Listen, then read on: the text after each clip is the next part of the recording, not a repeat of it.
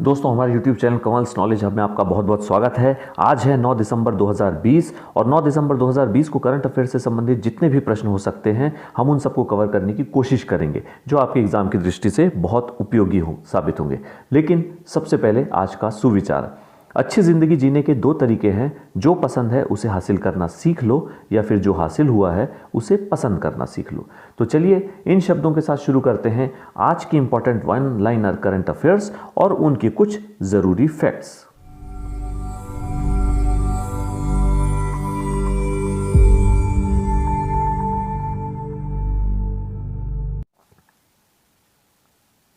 Question number 1, हाल ही में किस भारतीय के नाम पर कैम्ब्रिज यूनिवर्सिटी ने अपने रसायन विज्ञान विभाग का नाम रखा है? तो इसका सही जवाब है यूसुफ हामिद। और वर्तमान में यूसुफ हामिद भारत की प्रमुख फार्मास्यूटिकल कंपनी सिप्ला के अध्यक्ष हैं। और यूसुफ हामिद की हम बात कर लें तो भारत सरकार द्वारा सन 2005 में चिकित्सा विज्ञान के क्षेत्र में पद्म भूषण से इन्हें सम्मानित किया गया था और ये महाराष्ट्र राज्य से हैं। और सिप्ला कंपनी की स्थापना की अगर हम बात करें तो उनके पिता ख्वाजा हामिद ने 1935 में इसकी स्थापना की थी। और सिप्ला भारत की एक जेनेरिक फार्मास्यूटिकल कंपनी है। जेनेरिक का मतलब है जो सस्ती दवाइयां बनाते हैं, तो सिप्ला एक जेनेरिक कंपनी है। अब हम आगे बढ़ते हैं अपने क्वेश्चन नंबर 2 की तरफ। क्वेश्चन नंबर 2 है हमारा, बेंगलुरु लिटरेचर फेस्टिवल यानी BLF कहाँ मनाया जाएगा? तो इसका सही जवाब है डोमलूर में, बेंगलुरु इंटरनेशनल सेंटर में। अब हम आगे बढ़ते हैं अपने नेक्स्ट क्वेश्चन की तरफ। क्वेश्चन नंबर 3, मध्य प्रदेश के किन दो शहरों को यूनेस्को ने विश्व धरोहर शहरों की सूची में शामिल किया है? तो इसका सही जवाब है ग्वालियर और ओरछा।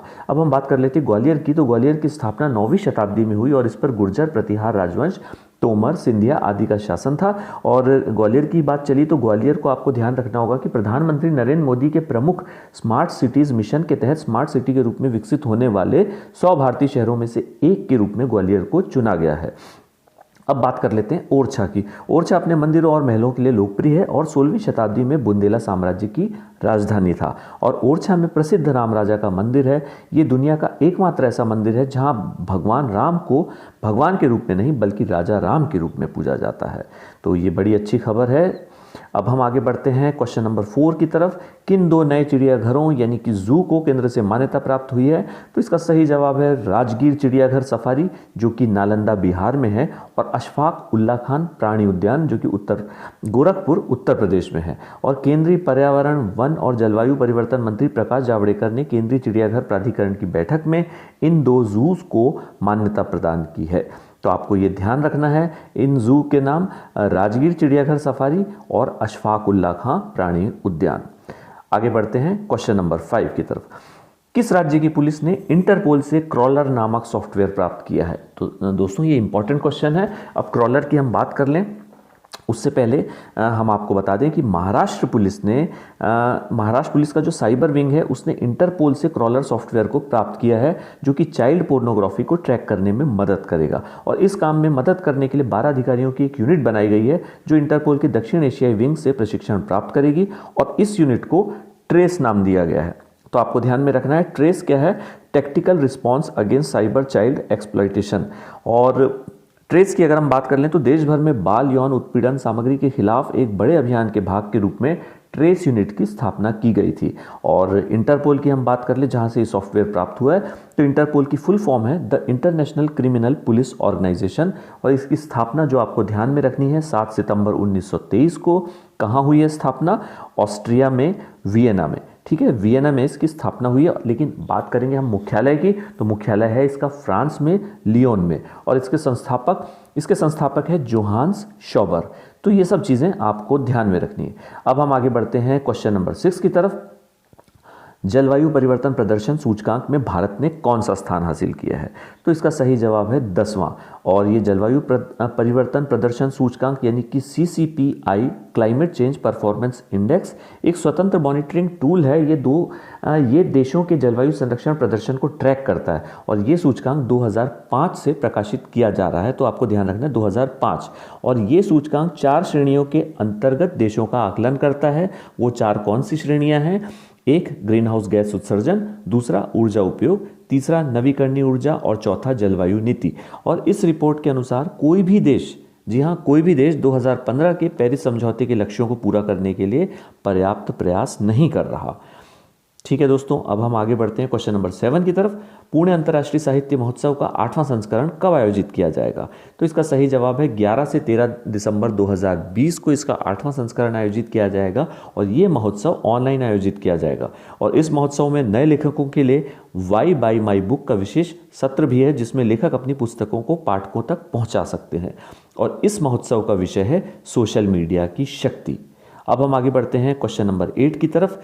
किसे CCD यानी कैफे कॉफी डे का नया CEO नियुक्त किया गया है? तो सही जवाब है मालविका हेगड़े। अब ये मालविका हेगड़े कौन है? तो जो CCD के संस्थापक थे VG सिद्धार्थ, वो मालविका हेगड़े के पति थे, जिन्होंने गत वर्ष आत्महत्या कर ली थी। और मालविका हेगड़े की हम बात कर लें तो ये कर्नाटक के पूर्व मुख्यमंत्री SM कृष्णा की बेटी हैं। चलिए आगे बढ़ते हैं क्वेश्चन नंबर 9। कौन सा देश मई 2021 में विश्व आर्थिक मंच यानी वर्ल्ड इकोनॉमिक फोरम की मेजबानी करेगा?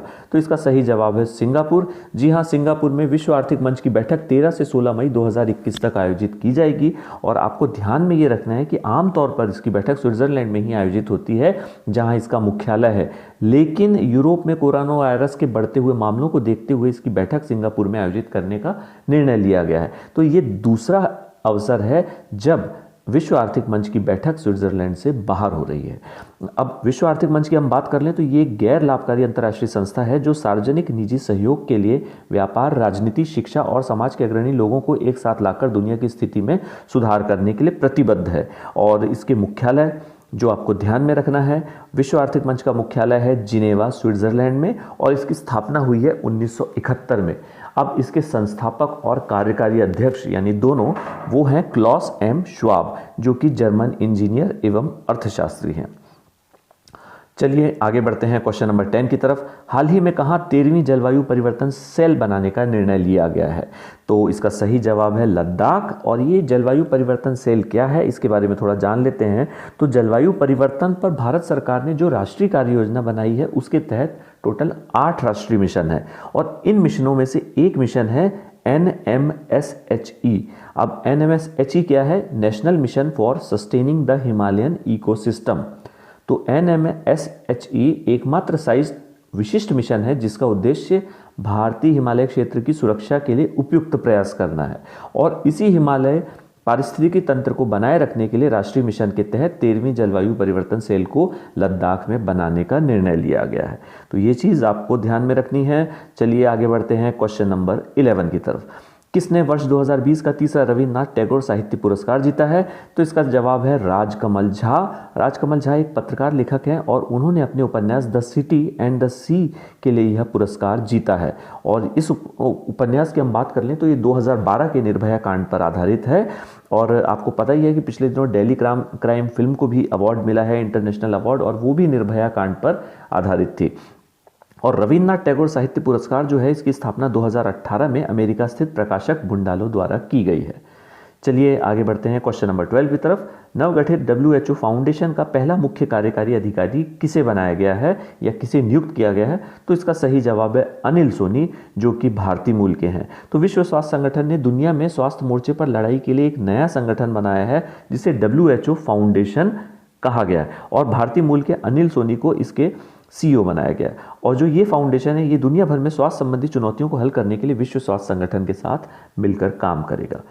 ठीक है दोस्तों, अब आगे बढ़ते हैं क्वेश्चन नंबर 13 की तरफ। भारतीय नौसेना पनडुब्बी दिवस कब मनाया जाता है? तो इसका सही जवाब है 8 दिसंबर। 8 दिसंबर को भारतीय नौसेना प्रतिवर्ष पनडुब्बी दिवस मनाती है। और 8 दिसंबर 1967 को भारतीय नौसेना की पहली पनडुब्बी INS कलवरी को नौसेना में शामिल किया गया था और इसी उपलक्ष्य में 8 दिसंबर को पनडुब्बी दिवस मनाया जाता है। चलिए आगे बढ़ते हैं क्वेश्चन नंबर 14 की तरफ। हाल ही में किस राज्य की कीवी को जैविक प्रमाण पत्र यानी कि ऑर्गेनिक सर्टिफिकेट दिया गया है? तो इसका सही जवाब है अरुणाचल प्रदेश। और ये कीवी पता ही है आपको, एक फ्रूट होता है। तो किसी भी फल या सब्जी को जैविक प्रमाण पत्र तब दिया जाता है जब उसे उगने के लिए या उगाने के लिए किसी भी स्तर पर जैव विनाशक या रसायन का प्रयोग न किया गया हो। तो इसलिए कीवी को ये जैविक प्रमाण पत्र दिया गया है अरुणाचल प्रदेश में। अब हम आगे बढ़ते हैं क्वेश्चन नंबर 15 की तरफ। किस देश ने अमेरिका की ट्रैवल कंपनी ट्रिप एडवाइजर के ऐप समेत 105 ऐप को ऐप स्टोर से हटा दिया है? तो इसका सही जवाब है चीन। जी हाँ, चीन ने हटा दिया है और उसने ये कहा है कि वो अपने इस अभियान के तहत पोर्नोग्राफी, देह व्यापार, जुआ व हिंसा को बढ़ावा देने वाले ऐप हटा रहा है। वहीं हम भारत की भी बात कर लें तो भारत ने भी चीन पर 3 बार डिजिटल स्ट्राइक की है, जिसमें करीब करीब 220 चीनी मोबाइल ऐप्स को भारत में बंद कर दिया गया, और ये सब हुआ है भारत और चीनी सैनिकों के बीच हुई झड़प की घटना के बाद। तो चलिए, आजकल डिजिटल युग है और डिजिटल युग में इसी प्रकार के प्रतिबंध लगाए जाते हैं और इसी प्रकार से आर्थिक नुकसान पहुंचाने की कोशिश की जाती है। चलिए हम आगे बढ़ते हैं क्वेश्चन नंबर 16 की तरफ। किस देश के HL2M टोकामक रिएक्टर को कृत्रिम सूर्य भी कहा गया है? जी हाँ दोस्तों, ये रिएक्टर को कृत्रिम सूर्य कहा गया है, और इसको क्यों कहा गया है सबसे पहले तो ये देख लें कि ये कहाँ पर है। तो वो देश है चीन। जी हाँ, चीन ने अपने न्यूक्लियर फ्यूजन रिएक्टर को पहली बार शुरू कर दिया है। इस रिएक्टर से इतनी ज़्यादा ऊर्जा पैदा की जा सकती है कि इसे आर्टिफिशियल सन, आर्टिफिशियल सूरज या कृत्रिम सूर्य कहा गया है। और HL2M टोकामक रिएक्टर चीन का सबसे बड़ा और सबसे उन्नत परमाणु संलयन प्रायोगिक उपकरण है, जो कि दक्षिणी पश्चिमी सिचुआन प्रांत में स्थित है। और ये रिएक्टर गर्म प्लाज्मा के संलयन के लिए शक्तिशाली चुंबकीय क्षेत्र का उपयोग करता है, और इस रिएक्टर से यह रिएक्टर 150 मिलियन डिग्री सेल्सियस के तापमान तक पहुंच सकता है। अब हैरानी की बात यहां आती है कि असली सूरज का तापमान करीब 15 मिलियन डिग्री सेल्सियस है, और इसका तापमान 150 मिलियन डिग्री सेल्सियस तक जा सकता है। तो पीपल्स डेली के मुताबिक यह असली सूरज की तुलना में 10 गुना अधिक गर्म है। दोस्तों, आप सुनने में बात तो बड़ी हैरान कर देने वाली है, लेकिन ये सच है और ये चीन का दावा है ऐसा। तो अब हम इस कृत्रिम सूरज के प्रोजेक्ट की कामयाबी ने चीन को विज्ञान की दुनिया में उस मुकाम पर पहुंचा दिया है जहां आज तक अमेरिका, जापान जैसे तकनीकी रूप से उन्नत देश भी नहीं पहुंच पाए। और परमाणु स्रोत संलयन की हम बात कर लें तो ये वास्तव में सूरज पर घटित होता है, और इसी के आधार पर चीन का HL2M रिएक्टर बनाया गया है। चलिए आगे बढ़ते हैं क्वेश्चन नंबर 17, जो हमारा लास्ट क्वेश्चन है। किस राज्य सरकार ने थारू जनजाति के लोगों के लिए एक योजना शुरू की है? तो इसका सही जवाब है उत्तर प्रदेश। जी हाँ, उत्तर प्रदेश ने योजना शुरू की है। ये एक होम स्टे योजना है, जिसके तहत उत्तर प्रदेश वन विभाग पर्यटकों को थारू जनजाति लोगों के प्राकृतिक आवास में रहने का अनुभव प्रदान करेगा, और ये झोपड़ियाँ जंगल से एकत्रित घास से बनाई जाती है। और इसके लिए उत्तर प्रदेश वन विभाग थारू जनजाति लोगों को पर्यटकों से वार्तालाप करने के लिए प्रशिक्षित करेगा। अब इसमें होगा ये कि जो टूरिस्ट आएंगे वो थारू जनजाति लोगों की दिनचर्या, उनकी दैनिक गतिविधियां, ये सब देखेंगे, उनका रहन सहन कैसा है, और इन सब के लिए थारू जनजाति के लोग पर्यटकों को अपने घर पे भोजन कराएंगे, उनको अपना आवास दिखाएंगे, रहने की सुविधा प्रदान करेंगे, और इसके लिए वो शुल्क प्राप्त करेंगे। इससे उनकी आर्थिक स्थिति में सुधार होगा, है ना। और इस योजना के तहत घरेलू और अंतर्राष्ट्रीय दोनों पर्यटकों की भागीदारी अपेक्षित है। और ये जनजाति की हम बात कर लें, थारू जनजाति जो है शिवालिक या निचले हिमालय में स्थित तराई क्षेत्रों से संबंधित है, और इनमें से ज़्यादातर लोग कृषि संबंधित कार्य करते हैं। और भारत में थारू जनजाति से संबंधित लोगों की हम बात कर लें तो ये बिहार, उत्तराखंड और उत्तर प्रदेश में रहते हैं। दोस्तों, इसके साथ ही हमारा आज का वन लाइनर करंट अफेयर्स का वीडियो यहीं समाप्त होता है। उम्मीद है आपको ये वीडियो पसंद आया होगा, और अगर पसंद आए तो इसे लाइक ज़रूर कीजिएगा और शेयर कीजिए, साथ ही हमारे चैनल को सब्सक्राइब भी कीजिए। तो कल फिर से वन लाइनर करंट अफेयर्स में आपसे एक बार फिर मुलाकात होगी। तब तक के लिए बहुत बहुत धन्यवाद।